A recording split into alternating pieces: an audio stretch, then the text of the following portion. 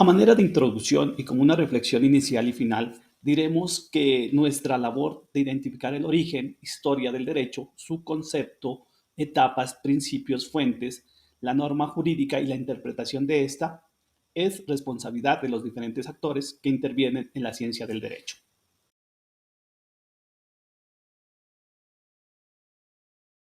El autor plantea este capítulo desde la paz de Westfalia hasta las revoluciones burguesas, incluyendo la Revolución Francesa, en donde principalmente se establece algo que se llama el antiguo régimen.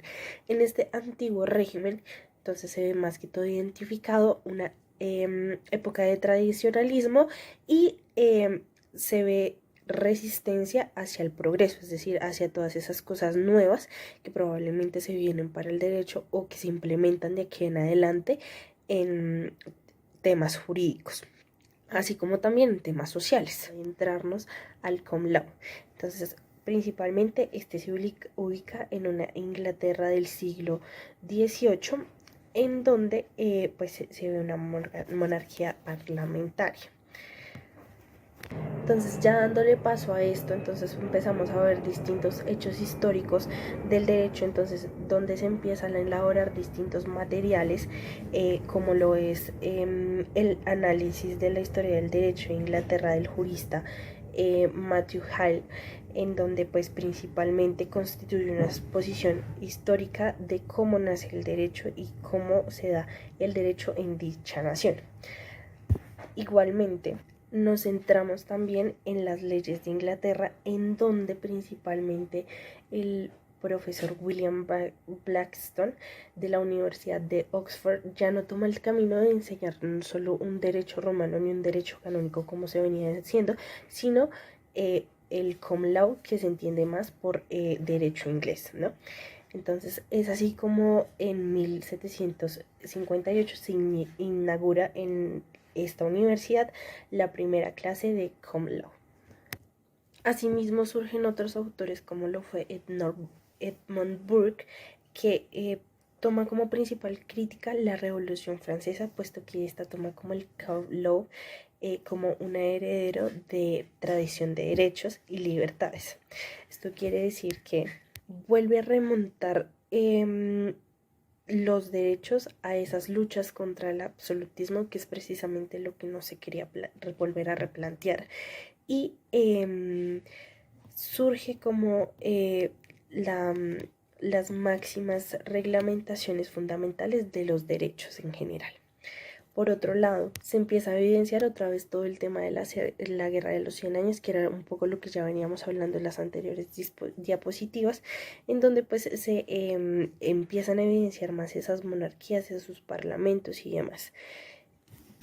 Finalmente, digamos que se llega por medio del common law hacia el código de Michaud, en donde principalmente se establecen como ese derecho público y esas atribuciones por medio de lo escrito, de lo legislativo que podía ser o no el rey. Asimismo, y llegando ya al punto del pensamiento político y jurídico ilustrado, entonces vemos que hay distintos autores que nos apoyan a partir de este, digamos, pensamiento filosófico. Entonces, el primero, digamos, que nos solventa un poco como la relación jurídica o el derecho y la política en la época o en la reflexión occidental moderna es precisamente Thomas Hobbes, en donde este como que orienta a una formulación sobre los desafíos de la convivencia social o política, y en donde principalmente en uno de sus textos que se llama Levitian eh, hace alusión a que el poder político es una de las creaciones humanas y asimismo es un contrato con la sociedad y tanto civil como social, precisamente en donde pues preceden esos derechos individuales. Por otro lado vemos que también está el autor John Locke, en donde principalmente pues funda como el consentimiento de los gobernados, hacia la delimitación y una clara delimitación de sus poderes. Asimismo, pues busca no solo una filosofía política, sino también una filosofía del conocimiento, en donde principalmente pues también piensa en su momento que una sociedad como tan divina no es posible porque la humanidad es en realidad cruel. Entonces esto hace que él piense más en un derecho de alimentarse y vivir sobre ella que en un derecho totalmente divino. Y en donde el gobierno principalmente tiene que ser un gobierno social, en donde si nace del mismo pacto que se hace socialmente, no tiene ninguna atribución o poderes absolutos e ilimitados. Asimismo, por esta línea también encontramos a Rothschild, el cual, digamos que desde su modo de ver la filosofía, promueve más un gobierno social en donde las ideas individualistas y egoístas estén más apartadas, porque él, desde su consideración, piensa que la convivencia no se puede dañar por estos individualismos. Asimismo, considera que una forma de generar la voluntad o llevar a cabo una práctica de voluntad es por medio de la democracia, en donde predomine un voto participativo de todos o de una mayoría y no solo de alguien en específico, teniendo en cuenta que esto puede, digamos, carecer en virtud en cuanto a los ciudadanos y a lo cívico. Historia del Derecho, capítulo 7. El autor aborda de manera exhausta la evolución y el desarrollo del derecho a lo largo de la historia. El autor ofrece un análisis detallado de los diferentes sistemas jurídicos desde sus orígenes hasta la actualidad, proporcionando una visión panorámica de la evolución del derecho en diversas sociedades y culturas. El autor examina cómo el derecho ha evolucionado en respuesta a los cambios sociales, políticos y económicos a lo largo del tiempo, destacando la importancia de comprender el contexto histórico para interpretar adecuadamente las normas legales y sus aplicaciones de la sociedad. Además, el libro profundiza en la influencia de factores como la religión, la filosofía y la política en la configuración de los sistemas jurídicos, mostrando cómo estos elementos han moldeado las leyes y las instituciones legales a lo largo de la historia. Como conclusión, el autor ofrece una visión integral y detallada de la evolución del derecho, destacando la importancia de entender el pasado para comprender el presente y proyectar el futuro en el ámbito jurídico. Hitos más importantes en la evolución del derecho a lo largo de la historia. Derecho antiguo. Los primeros sistemas jurídicos se desarrollaron en civilizaciones antiguas como Mesopotamia, Egipto, India y China, donde se establecieron códigos legales como el Código de Hammurabi y se sentaron las bases para la resolución del conflicto y la organización social. Derecho griego y romano. La antigua Grecia y Roma hicieron contribuciones fundamentales del derecho, con la creación de instituciones legales, la decodificación de leyes, la distinción entre el derecho público y privado, el Corpus Iuris Civilis de Justiniano fue un hito clave en la sistemización del derecho romano. Derecho canónico. La Iglesia Católica desempeñó un papel crucial en la evolución del derecho durante la Edad Media, desarrollando el derecho canónico como el sistema jurídico basado en principios religiosos y morales. El decreto de Graciano y las decretales de Gregorio fueron importantes recopilantes del derecho canónico. Derecho moderno. A partir del siglo XVI, el derecho experimentó una transformación significativa con el surgimiento del Estado moderno y la codificación de leyes. Hitos más importantes incluyen la Declaración de los Derechos del Hombre y del Ciudadano de 1789 y la promulgación de códigos legales como el Código Civil francés de 1804 y el Código Penal alemán del 1871. Derecho contemporáneo. En el siglo XX, el desarrollo del derecho contemporáneo ha evolucionado para adaptarse a los desafíos de la sociedad moderna con la expansión de los derechos humanos, el desarrollo del derecho internacional y la creciente importancia de la legislación en áreas como el derecho laboral, el derecho ambiental y el derecho de la competencia. Termina la Edad Media y comienza la Edad Moderna, del Renacimiento a la Ilustración y contemporánea. La historia de la Edad Moderna la podemos situar entre mediados del siglo XV, con la caída de Constantinopla en 1453, y finales del siglo XVIII, con la Revolución Francesa en 1789. Durante el siglo XVI tiene importancia el renacimiento cultural, así como el humanismo y el feudalismo. Surge reforma protestante y se descubre el Nuevo Mundo, que es a la vez que genera una serie de focos de resistencia indígena luego de la conquista europea.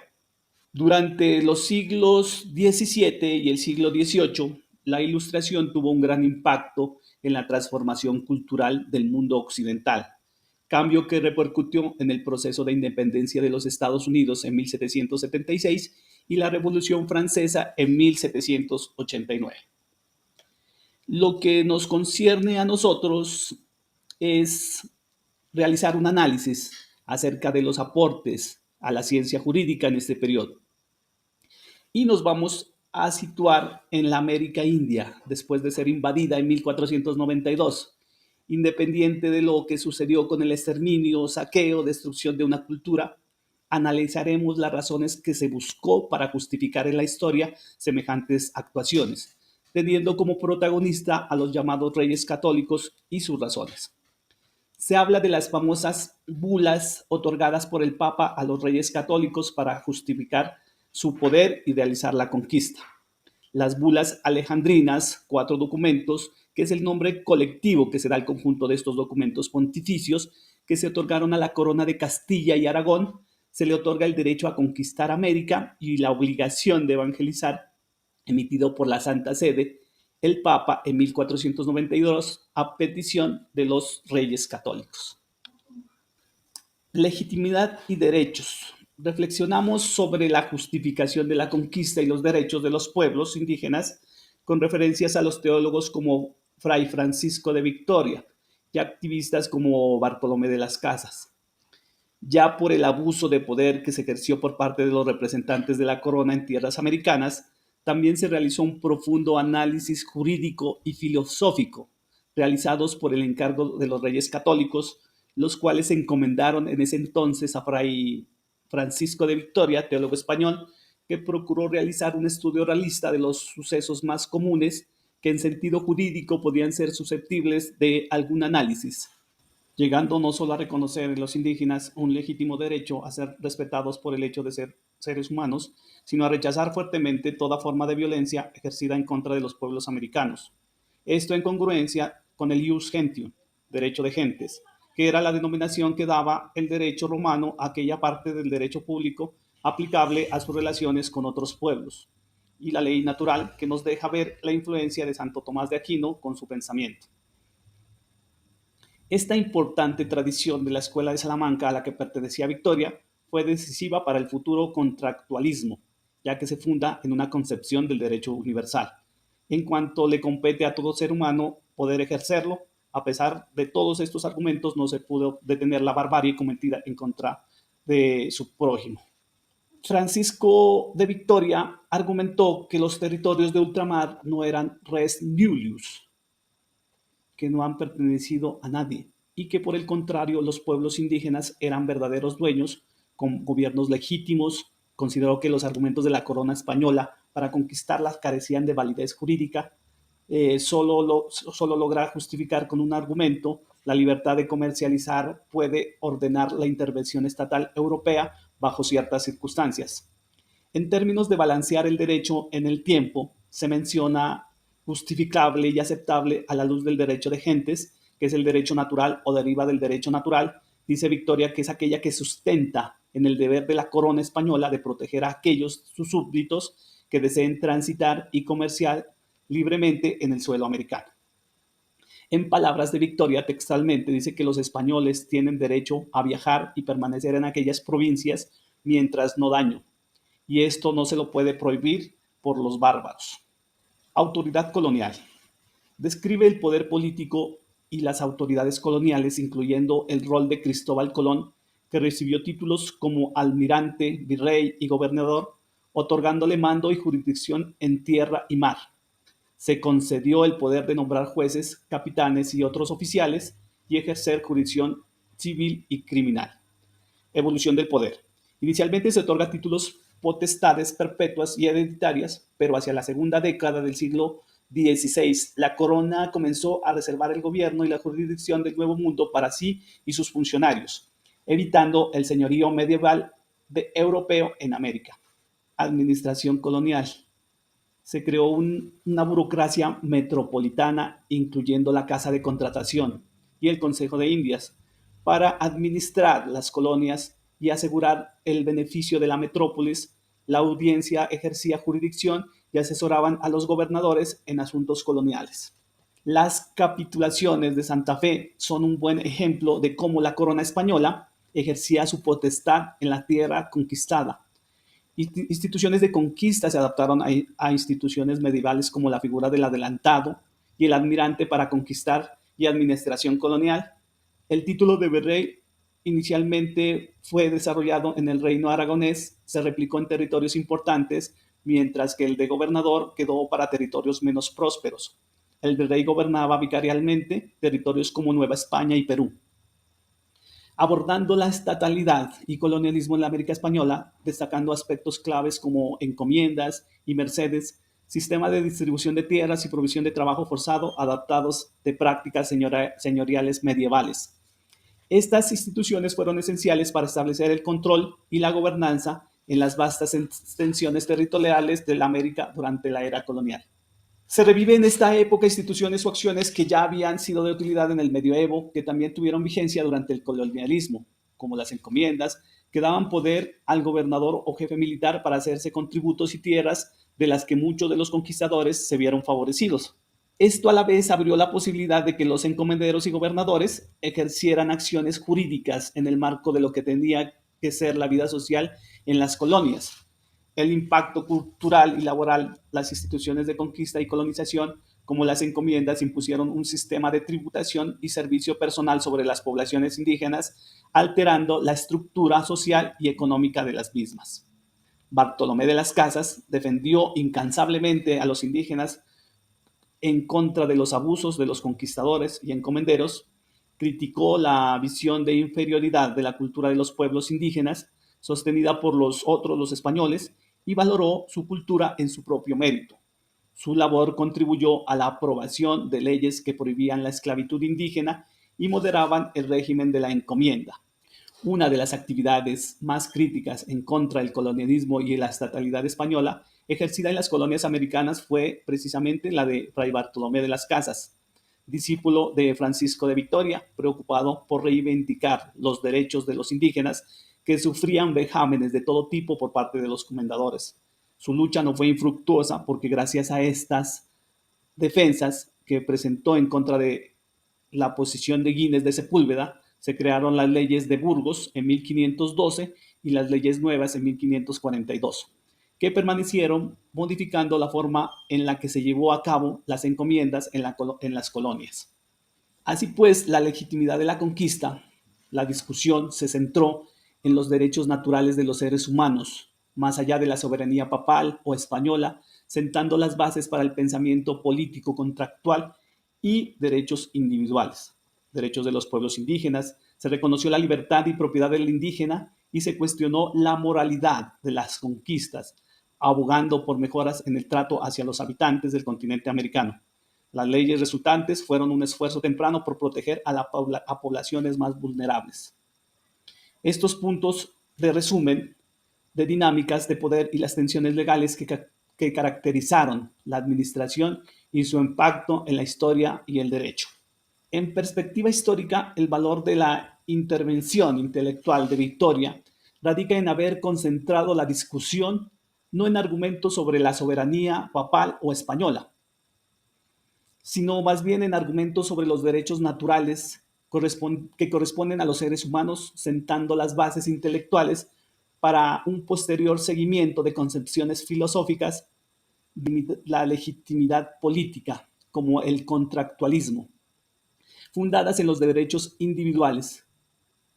La idea de Victoria de que existe un derecho natural a la circulación y el comercio fue empleada en 1609 por el holandés Hugo Grocio de 1583 a 1645, cuya pequeña nación holandesa en ese momento contaba con una flota comercial más grande del mundo o más grande del mundo europeo, para argumentar que la libertad de circulación a través de los mares es una exigencia de derecho natural. En 1625, Grocio publicó el primer tratado de derecho internacional, del derecho de la guerra y de la paz, donde depuró y se sistematizó los argumentos de Victoria sobre las condiciones que justifican hacerle la guerra a otras naciones y la manera en que distintos pueblos deben tratarse entre sí.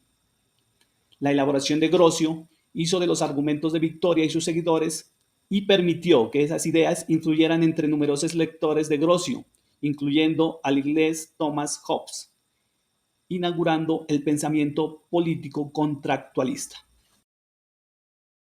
La primera gran revolución burguesa reconocida fue la de la independencia de los Estados Unidos y su Declaración de Independencia de 1776, promulgada en 1787. Esta hizo una transformación de los derechos individuales en una ideología que justificaba el régimen político republicano. Dicha declaración es la constitución política más antigua vigente.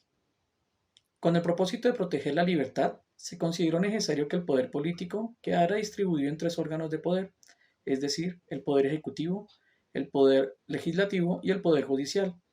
Y como dijo Montesquieu, el poder controlará el poder, creando los famosos pesos y contrapesos, y que así se vigilarían mutuamente. Se adoptó el bicameralismo inglés, dando una Cámara de Representantes elegida por los ciudadanos de cada estado en proporción al tamaño de su población, y un Senado al cual concurrían 2 representantes elegidos por el Parlamento de cada estado. Una de las contradicciones más relevantes en la independencia de los Estados Unidos se encuentra en las primeras líneas de su Declaración de Independencia, donde dice que todos los hombres son creados iguales, y se resalta el derecho a la libertad y la búsqueda de la felicidad. Pero esto no era del todo cierto, ya que se estaba legitimando la esclavitud, negando con esto las palabras de dicha declaración. Como la representación de los estados en la Cámara de Representantes dependía del número poblacional, la cantidad de esclavos que tenían los estados esclavistas afectaba porque se agregaban 3/5 de las personas esclavas, las cuales a su vez no podían votar.